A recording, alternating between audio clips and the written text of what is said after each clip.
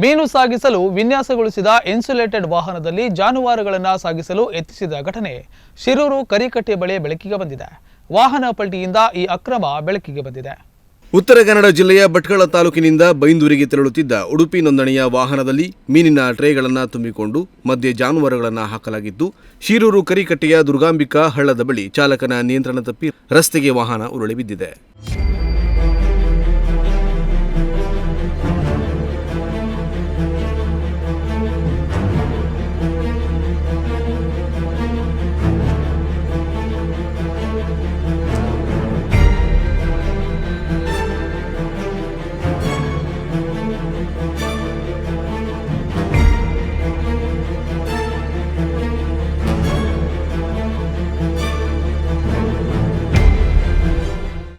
ವಾಹನ ಪಲ್ಟಿಯಾಗಿದ್ದರಿಂದ ಮೀನಿನ ಸಮೇತ ದನ ಸಾಗಿಸುತ್ತಿದ್ದ ದೃಶ್ಯ ಕಂಡುಬಂದಿದೆ.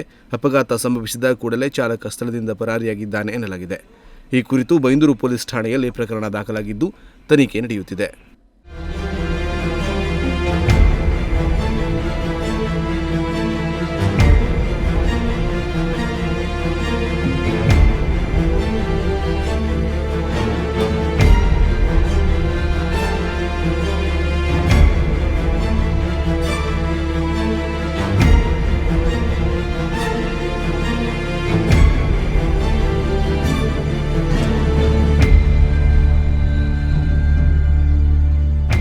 ಉದಯ ನಾಯ್ಕ್, ನುಡಿಸಿರಿ ನ್ಯೂಸ್, ಭಟ್ಕಳ.